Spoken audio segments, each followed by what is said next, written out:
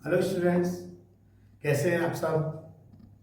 उम्मीद है कि आप सब ठीक होंगे। तो देखिए, मैं इस वीडियो में आपके लिए, जैसा कि हमारी जो सीरीज चल रही है, ठीक है, जो सीरीज हमारी चल रही है ट्रांसफॉर्मेशन ऑफ सेंटेंसेस की, उस सीरीज को आगे बढ़ाते हुए और लगभग ये सीरीज जो एंड होने वाली है, तो हम देखेंगे इस सीरीज में कि किस तरह से एक कंपाउंड सेंटेंस को सिंपल सेंटेंस में परिवर्तित किया जाता है बिना किसी उसके भाव के बदले, यानी बिना उसके अर्थ के बदले। ठीक है, तो आप अभी देखेंगे, आप जैसा कि इसमें है interchange of compound sentences into simple sentence. ठीक है, तो देखिए क्या करेंगे, आपको सबसे पहले कंपाउंड सेंटेंस के बारे में जानकारी होनी चाहिए, जो कि मैंने पिछली वीडियो में आपको अपलोड कर रखे हैं। तो अपलोड आप जो मैंने अपलोड किए हैं आपके लिए, तो आप उनको देख लेंगे एक बार पीछे। तो उसको जानने के लिए हमें उस वीडियो को देखना होगा। तो कंपाउंड सेंटेंस, जैसा कि मैं आपको रिवाइज कर देता हूँ, कंपाउंड सेंटेंस वो सेंटेंस होते हैं जिसमें एक प्रिंसिपल क्लॉज और कम से कम एक कोऑर्डिनेट क्लॉज होती है। कोऑर्डिनेट क्लॉज कौन सी होती है? जो कि कोऑर्डिनेट कंजक्शन से आरंभ होती है, उसे कोऑर्डिनेट क्लॉज कहते हैं। तो देखिए, बात करते हैं कंपाउंड सेंटेंस को, उसके रूल क्या होते हैं। कंपाउंड सेंटेंस को सिंपल सेंटेंस में बदलते समय, ठीक है, बदलते समय बाकी की किसी क्लॉज को पार्टिसिपल जीरंड या प्रपोजिशनल फ्रेज या इन्फिनेटिव में बदल देते हैं। ठीक है, इसका ध्यान रखेंगे।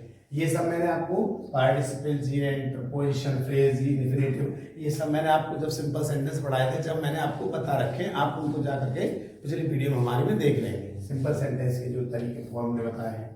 इसके बाद आता है प्रिंसिपल क्लॉज की क्रिया को पार्टिसिपल या जीरंड में बदल कर। देखिए किस तरह से हम प्रिंसिपल क्लॉज की जो है क्रिया होती है उसको पार्टिसिपल और जीरंड में बदल करके कंपाउंड सेंटेंस बनाते हैं। देखिए यहाँ एग्जांपल है कंपाउंड का, ही टुक ऑफ हिज क्लॉथ्स, यानी उसने अपने कपड़े उतारे और ही जंप्ड इनटू द रिवर, और वो नदी में कूद पड़ा। देखिए ये हमारी कोऑर्डिनेट क्लॉज है, क्योंकि यहाँ एंड से स्टार्ट हो रही है और ये हमारी ये प्रिंसिपल क्लॉज है। तो अभी इसमें बताया मैंने प्रिंसिपल क्लॉज की क्रिया को। अब प्रिंसिपल क्लॉज की क्रिया कौन सी है? ये वाली। ठीक है, अब प्रिंसिपल क्लॉज की क्रिया हमको मालूम पड़ गई, तो अब हम क्या करेंगे, आफ्टर टेकिंग ऑफ, तो यहाँ पर टेकिंग ऑफ, जैसा कि आपको बताया था कि पार्टिसिपल या जीरंड बनाते समय क्या होता है, हम जीरंड में वर्ब की फर्स्ट फॉर्म में आईएनजी लगाते हैं। तो after taking of his clothes he jumped into the river. तो इसमें जो टेकिंग का प्रयोग हुआ है, यहाँ पर ये जीरंड की तरह हुआ है, जीरंड। ठीक है, अब इसके बाद आगे चलते हैं। अगला example, she wrote a letter and she posted it.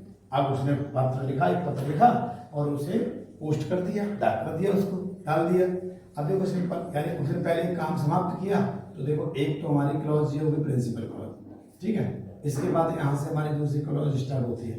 तो देखो प्रिंसिपल क्लॉज को कैसे हम पार्टिसिपल में बदलेंगे, देखिएगा, having written a letter she posted it. हमको पता है प्रिंसिपल क्लॉज जो है कौन सी हमारी ये है, तो हमने इसी में पार्टिसिपल में चेंज किया। हैविंग के साथ वर्ब की फॉर्म का प्रयोग होता है और इसका अर्थ होता है के बाद।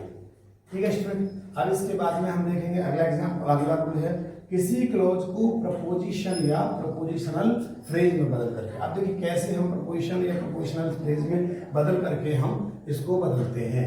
देखो कंपाउंड सेंटेंस है, मूव फॉरवर्ड, यानी आगे जाओ, and you will risk your life. तुम्हारे जीवन का जो जोखिम हो सकता है उठा सकते हैं, या तुम जीवन का जो जोखिम उठाएंगे अपने का। ठीक है, तो अब देखिए move forward at the risk, यहाँ पर जो एट द रिस्क ऑफ जो आया है, ये प्रपोजिशनल फ्रेज है।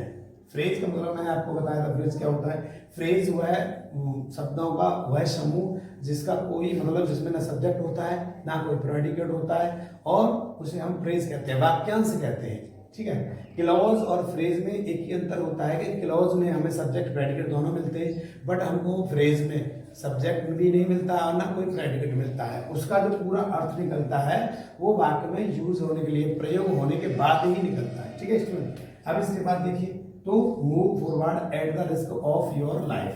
ठीक है, इसके बाद कंपाउंड का दूसरा एग्जांपल इसी का देखेंगे, he is not only brave but also hurted. ठीक है, he is not only brave but also hurted. अब इसके बाद में देखिए कैसे करेंगे, बिसाइड्स बीइंग, इस लग रहा है तो बीइंग लगेगा, besides being brave he is kind hearted. यानी यहाँ पर हमने देखो, यहाँ हमारी जो प्रिंसिपल क्लॉज थी, यहाँ से हम देखेंगे, अब देखो इज नॉट ओनली आ रहा है इसमें और बट आल्सो आ रहा है, तो हमारी यहाँ पर कर हमको इसमें एक कोऑर्डिनेट क्लॉज है और एक इसमें प्रिंसिपल क्लॉज है। तो देखिए क्या करेंगे, सिंपल में besides being brave he is kind hearted, तो जो बिसाइड्स का प्रयोग हुआ है इसमें ये प्रोपोजिशन की तरह हुआ है स्टूडेंट। आप इसे नोटबुक निकाल करके पेन निकाल के नोट करेंगे। अगला रूल और मैं आपको बताता हूँ।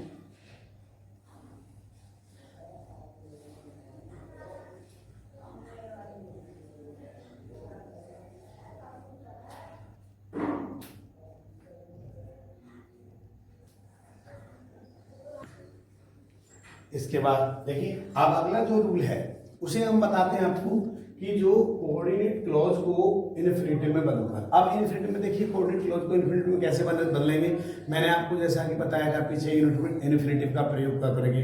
इन्फिनिटिव क्या होता है, वर्ब की फर्स्ट फॉर्म से पहले टू का प्रयोग हो जाता है, वो इन्फिनिटिव होता है, ठीक है। अब टू का प्रयोग जब हो जाता है तो उसका अर्थ क्या होता है, उसका अर्थ ना नी ने आता है, ठीक है। देखेंगे तो इसमें अब अगला हमने एग्जांपल लिया है कंपाउंड में, the news is very good but it is not true. अभी आपने देखा होगा यहाँ पे हम जो है ये very good, the news is very good but it is not true. अब इसको सिंपल कैसे बनाएंगे, the news is too good. आपको पता होगा जब ये टू लग जाता है एडवर्ब टू और ये टू लग जाता है तो ये भी सिंपल सेंटेंस कहलाता है, ठीक है। तो the news is too good to be true, इस तरह से ये सेंटेंस सिंपल बन जाएगा।